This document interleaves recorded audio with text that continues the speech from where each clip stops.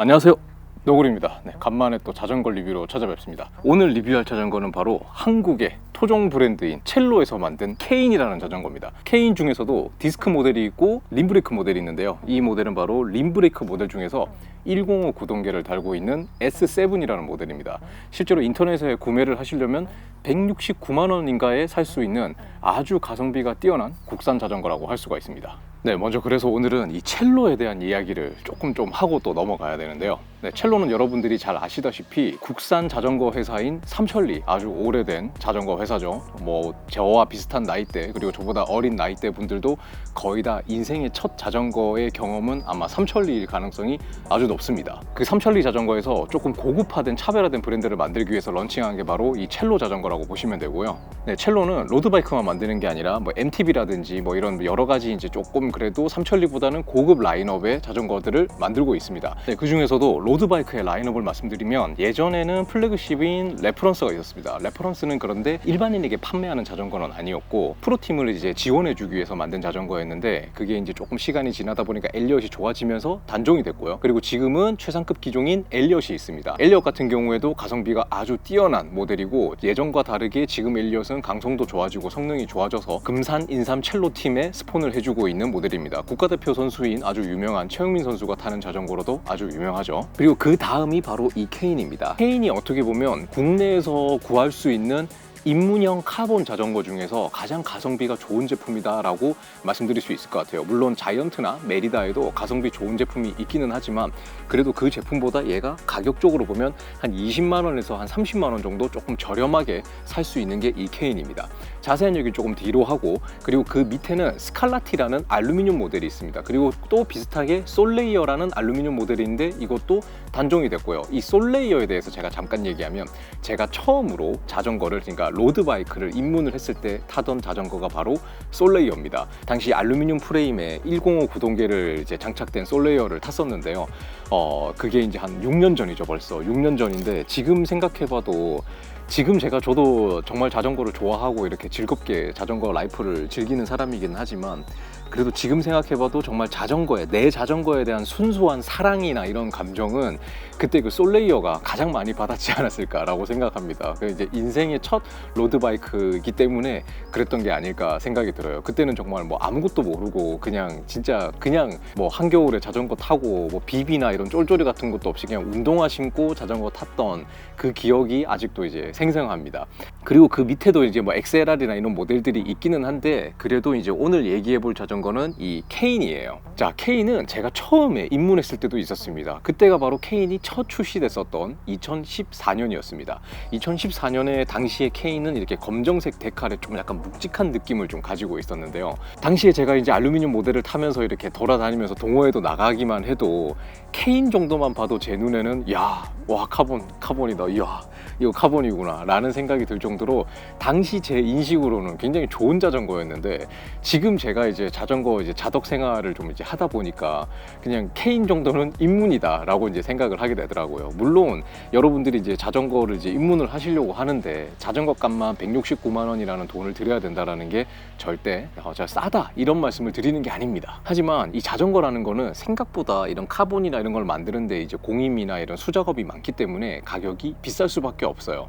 때문에 가격으로 본다면 지금 이 정도 구성에 169만 원이라는 실제로 구매할 수 있는 가격은 꽤나 합리적이라고 말씀드릴 수밖에 없습니다. 기본적으로 카본 프레임에 카본 포크를 가지고 있고요. 그리고 풀 105 구동계를 가지고 있습니다. 보통 이 정도 급이 되면 브레이크 정도는 텍트로를 끼워 넣을 수도 있는데, 지금 이 자전거 같은 경우는 브레이크까지 105를 끼고 있습니다. 저는 이런 부분을 아주 생각보다 중요하게 생각을 합니다. 제가 처음에 입문을 했을 때 자전거 그 솔레이어 같은 경우에는 브레이크가 텍트로였어요. 레버가 105라고 해도 브레이크가 105, 실제로 캘리퍼가 105가 아니라면 브레이크는 굉장히 뻑뻑하고 남자의 힘으로도 브레이크를 잡기가 사실상 쉽지 않았습니다. 그렇기 때문에 저는 브레이크를 업그레이드를 해야 됐었어요. 이중 지출이 생긴다라는 거죠. 그리고 그 떼어낸 텍트로 브레이크는 어디다가 팔기도 참 민망한 제품이었기 때문에 그냥 썩혀서 버려야 됐었고요. 때문에 저는 여러분들이 입문을 하시는 데 있어서 그래도 기본적으로 풀 구동계가 갖춰진 자전거를 구매하시는 게 훨씬 낫다라고 생각합니다. 때문에 여기 이제 풀로 되어 있는 이 105 구동계는 꽤나 좋은 만족감을 줍니다. K는 출시가 처음 됐을 때에서 이제 디자인이 이제 완전히 이제 좀 바뀌었는데요. 예전에는 조금 굴곡진 모양이 있었다면 지금 보시다시피 좀 쭉쭉 뻗어 있는 형태로 바뀌게 되었습니다. 데칼은 총 3가지 종류가 존재를 하는데요. 이렇게 보시는 이제 검정색과 빨간색이 섞여 있는 모델도 있고요. 그리고 완전히 검정색도 있고, 그리고 파란색과 섞여 있는 모델도 있습니다. 개인적으로 생각했을 때 제 눈에는 조금 검정색이 조금 더 예뻐 보이지 않나 하는 생각이 듭니다. 댓글로 몇 분께서 이 자전거의 리뷰를 빨리 올려달라 라고 하시는 분이 계셨습니다. 아무래도 이 자전거를 살까 말까 고민을 하시는 분이지 않을까 라고 생각을 해요. 자, 그렇다면 이 케인의 주행 느낌은 어떨까요? 네, 저는 나름대로 좋은 자전거들을 많이 시승을 했습니다. 제 영상을 보시면 아시겠지만 제가 나름 1000만 원 넘는 자전거도 시승해보고, 지금 제가 타고 있는 포커스만 해도 완차 기준으로 소비자가로 하면 900만 원이 넘는 세팅입니다. 거기다가 BMC 3종 세트를 다 시승을 해보고 꽤 많은 적지 않은 자전거들을 꽤 타봤는데, 이 말은 여러분도 공감하실 수밖에 없습니다. 실제로 자전거는 다 비슷비슷합니다. 다 좋아요, 사실. 하지만 정말 극하게 느껴지는 그 작은 차이가 이 가격의 성능의 차이를 느껴지게 한다라는 거죠. 물론 이 자전거랑 제가 타고 있는 포커스나 BMC나 이런 느낌을 비교하기는 조금 힘들어요. 어떤 차이가 나냐면, 실제로 이제 라이딩을 할 때 이제 차이를 느껴본다면 사람들이 말하는 그 강성의 차이는 저는 솔직히 별로 느끼지 못합니다. 하지만 실제로 라이딩을 할 때 느껴지는 노면의 그 느낌이라든지 주행감이라든지 평지에서 항속성이라든지 오르막을 올라갈 때 무게감이라든지 페달링을 느껴지는 그런 감성적인 부분이 조금 다르다라고 말씀드릴 수가 있습니다. 하지만 그게 정말 제가 900만 원짜리 자전거를 타고 있어서 엄청난 차이가 나느냐라고 물어보신다면 그렇지는 않습니다. 비용을 들여서 업그레이드를 하다 보면 그 갭의 차이가 느껴지고, 낮은 걸 쓰다가 높은 걸 썼을 때 느끼는 그 느낌보다 높은 걸 쓰다가 낮은 걸 썼을 때 오는 느낌이 더 크다고 생각이 되거든요. 그래서 제가 이 케인을 타면서 느낀 거는, 첫 번째는 강성적인 부분은 충분합니다. 물론 여러분들도 보셔서 아시겠지만 제가 그냥 FTP가 엄청나게 높은 사람도 아니고, 제 힘으로 느꼈을 때는 강성적인 부분은 충분했습니다. 무르다든지 이게 이렇게 낭창거린다든지 이런 느낌은 전혀 받은 적이 없습니다. 무게에 대한 부분은 어필에서 당연히 제 포커스와 무게 차이가 1kg 이상 나기 때문에 얘가 완차 무게가 8kg 정도 돼요. 그렇기 때문에 거기서 오는 차이는 좀 확실히 있습니다. 그래도 기본적으로 카본 프레임을 가지고 있기 때문에 오르막에서 그렇게 어렵지 않게 와 무거워 죽겠다 라는 느낌은 절대 들지 않았습니다. 자, 다음은 이제 구동계인데요. 이 자전거는 시승을 하고 리뷰를 하기 위해서 빌린 자전거인데, 제가 꼭 부탁을 드린 게 있습니다. 울테가 아니라 꼭 10으로 부탁드린다고. 울테 구동계보다 10으로 부탁드린다. 왜냐면 제가 생각했을 때 이 케인 같은 경우에는 울테그라보다는 그래도 105가 조금 더 맞지 않나. 그러니까 그게 가격을 조금 더 낮춰서 가성비를 좋게 해서 입문을 하시는 분들에게 접근성이 더 좋지 않을까라고 생각을 해서 한번 느껴보기 위해서 이 105를, 그리고 제가 예전에 썼던 105가 아니라 이 신형 105가 또 어떤 느낌이 나는지 느껴보기 위해서 이 105를 부탁을 드렸는데, 확실히 느껴지는 건 뭐냐면 105 구동계는 자전거 동호인 생활을 하시는 레벨로 인해서는 충분하다라는 생각입니다. 저는 이제 구동계를 볼 때 몇 가지를 봅니다. 이제 기본적으로 이제 무게에 대한 부분인데, 105는 그래도 이제 한 중간 부분에 있으니까 무게는 어느 정도 이제 충분히 좀 괜찮고요. 그 다음은 변속입니다. 변속은 제가 이제 울테도 써봤고 지금 저는 듀라이스를 쓰고 있는데, 변속 느낌은 사실상 물론 제 듀라이스가 조금 더 부드러운 거는 있지만은 엄청나게 큰 차이가 나거나 뻑뻑하거나 이런 거는 절대 없습니다. 사실상 거의 비슷해요. 어차피 11다운 구동계를 꼬요. 그리고 아까 말씀드렸듯이 브레이크적인 부분인데요. 브레이크도 충분한 브레이킹감을 선사해 줍니다. 여러분들이 라이딩을 하실 때 제가 진짜 중요하게 생각하는 게 바로 이 브레이크 부분인데요. 당연히 휠도 알루미늄이기 때문에 브레이킹을 했을 때 충분한 브레이킹을 해주고, 그리고 손에서 이 압력이 저는 중요하다고 생각을 하거든요. 디스크 브레이크와 림 브레이크의 가장 큰 차이가 그게 아닐까라고 생각을 해요. 내가 얼마나 다운이 돼서 오랜 시간 동안 브레이크를 꽉 잡아야 되느냐. 근데 디스크 브레이크는 정말 살짝 잡아도 되고 림 브레이크는 강하게 잡아야 되잖아요. 물론 림 브레이크가 디스크 브레이크를 이길 수는 없습니다. 이런 부분에서 디스크 브레이크를 제가 항상 말씀드리지만 제가 디스크 브레이크를 반대하는 사람이 아닙니다. 디스크 브레이크는 흐름이고 림 브레이크보다 디스크 브레이크가 거의 모든 면에서 다 좋습니다. 딱 하나 무게 빼고. 하지만 알루미늄 휠을 쓰신다면 디스크 브레이크를 굳이 가지 않으셔도 충분한 제동력을 보장받을 수 있고 열변형이나 이런 부분에서도 충분히 자유로울 수 있는 장점이 있겠죠. 그래서 저는 이 자전거를 그냥 입문을 하셔가지고 휠을 바꾸지 않고 이 알루미늄 세팅 상태로 그대로 타셔도 좋지 않을까라는 생각을 하는 사람입니다. 자, 그러면은 이 자전거의 디테일한 부분을 빨리 훑어보고 결론을 한번 얘기해 보도록 하겠습니다. 오늘도 말이 너무 많아서 죄송합니다. 네, 빨리 넘어가도록 하겠습니다. 자, 일단 핸들바하고 스템 부분은 알루미늄입니다. 네, 알루미늄으로 되어 있는 기본적인 알루미늄 제품이라고 보시면 되고요. 보시다시피 케이블은 다 노출이 되어 있는 아쉬운 모습이지만 그래도 몸통 쪽으로는 인터널로 지나가게 되어 있습니다. 조금 이제 지저분한 느낌이 난다라고 생각하시는 분도 있겠지만은 그래도 이 가격대에 이거는 뭐 선택이 아닌 필수라고 해야 되겠죠? 프레임의 구조나 형태는 굉장히 깔끔하게 구성이 되어 있고요. 이 자전거의 사이즈가 지금 M 사이즈이기 때문에 탑 튜브도 거의 수평으로, 뭐 완전 수평은 아니지만 거의 수평 형태를 볼 수 있어서 디자인이나 이런 부분들은 이제 전형적인 올라운드 형태의 깔끔한 형태를 가지고 있습니다. 아까 말씀드렸듯이 데칼도 깔끔하게 잘 되어 있어서 이게 개인적으로 저는 그냥 까만색 모델이 더 예쁘지 않나 라는 생각을 좀 하기는 해요. 그리고 순정으로 장착되어 있는 안장은 셀레 안장이 장착되어 있는데요.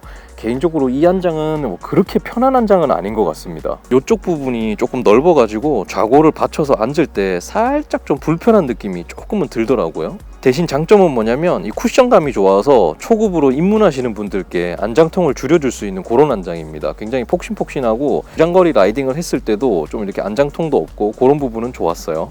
그리고 말씀드렸듯이 구동계는 풀 105 구동계를 가지고 있습니다. 전체 다 105 구동계를 가지고 있고요. 그리고 제가 칭찬하는 부분 중에 하나는 바로 이 뒤에 스프라켓이 순정 상태로도 1130이 달려 있습니다. 지금 바람이 엄청나게 불어서 자전거가 넘어가려고 하네요. 지금 바람이 미쳤어요 지금.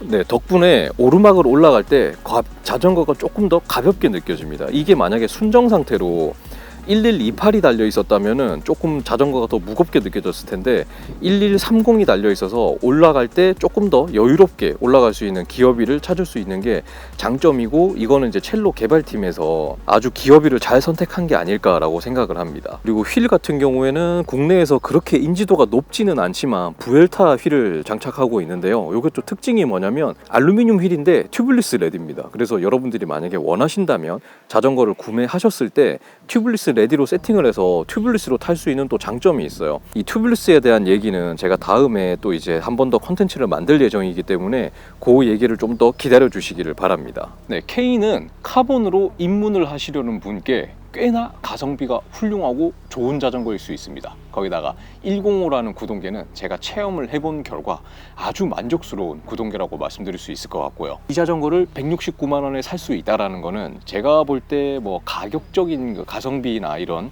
저렴한 라인업에서 이제 구할 수 있는 것 중에서는 역시나 최고의 가성비 자전거 중에 하나가 아닐까라는 그런 생각이 드는 자전거예요. 이 자전거에 대해서 이제 몇 가지 더 이제 마무리로 얘기를 하고 싶은 부분은 이제 첼로에 대한 얘기를 조금 해야 됩니다. 이제 국산 브랜드고 제가 이렇게 국뽕 무슨 애국심 마케팅 이런 거를 이제 얘기를 하려는 건 아니지만, 어쨌든 외국 같은 경우에는 자전거 회사들이, 국산 자전거 회사들이 굉장히 많습니다. 근데 지금 우리나라는 이 본격적인 로드를 만드는 국산 회사는 위아이스하고 첼로 이 두 가지밖에 없습니다.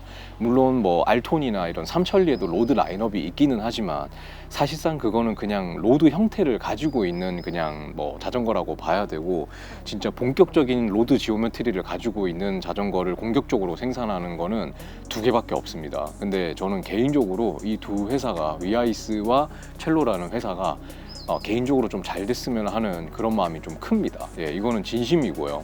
물론 첼로가 가지고 있는 한계성은 큽니다. 자전거라는 게 이제 어느 정도 타다가 이제 자덕이 되게 되면 성능이나 디자인이나 이런 거를 다 떠나서 감성적인 부분, 이렇게 성능을 떠나서 내가 만족하는, 그러다 보면 이제 유럽 브랜드나 미국 브랜드인 스페셜라이즈드나 트랙이나 이런 쪽으로 이제 사람들의 마음이 이제 흘러가기 마련인데, 첼로 같은 경우에는 지금 이제 시장에서 그렇게 좀 이렇게 고급 라인으로 넘어가기에는 아무래도 이제 사람들의 인지도나 이런 면에서 조금 부족함이 있는 건 사실이에요.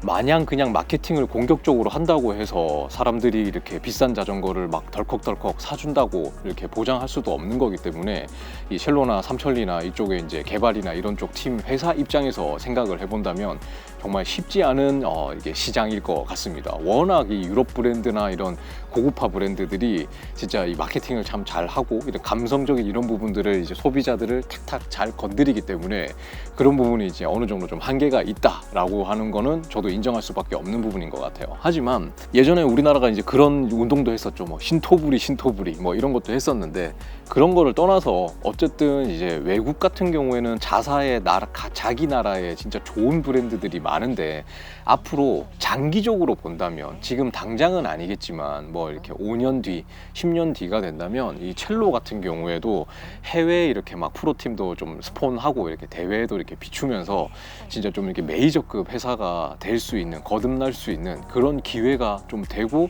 좀 그렇게 성장했으면 하는 그런 생각이 많습니다. 실제로 자전거를 타보면 제가 타봤던 입문급 자전거나 이런 뭐 좀 꽤 괜찮은 자전거들과 비교해서 사실상 성능적으로는 부족한 부분을 제 실력으로는 그러니까 제 실력으로 그리고 이 영상을 보시는 웬만한 분들의 실력으로는 현실적으로 느낄 수가 없습니다. 제가 그냥 거짓말을 하고 여러분들을 뭐 이렇게 깎아내리고 뭐 이렇게 제가 뭐 겸손하려고 그러는 게 아닙니다.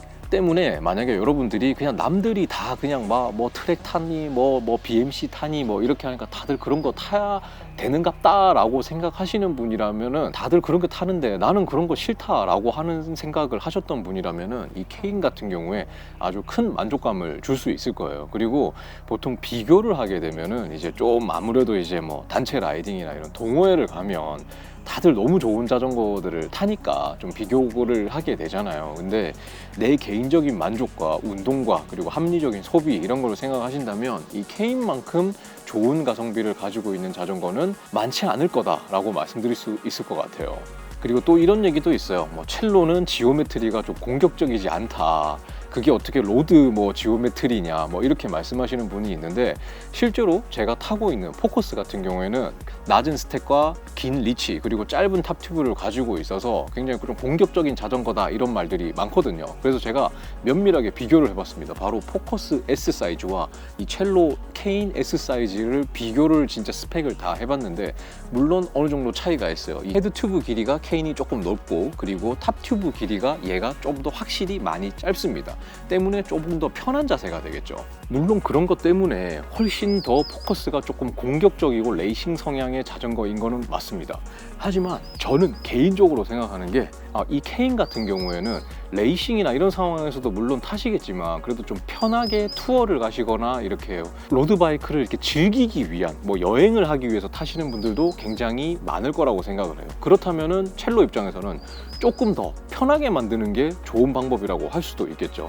그렇기 때문에 저는 이 자전거를 타면서 이게 심지어 M 사이즈예요. M 사이즈. 포커스는 XS를 타고요. 보통 자전거들은 S 사이즈를 탑니다. 근데 얘가 어떻게 보면 저한테는 이제 한 사이즈 반이 큰 자전거거든요.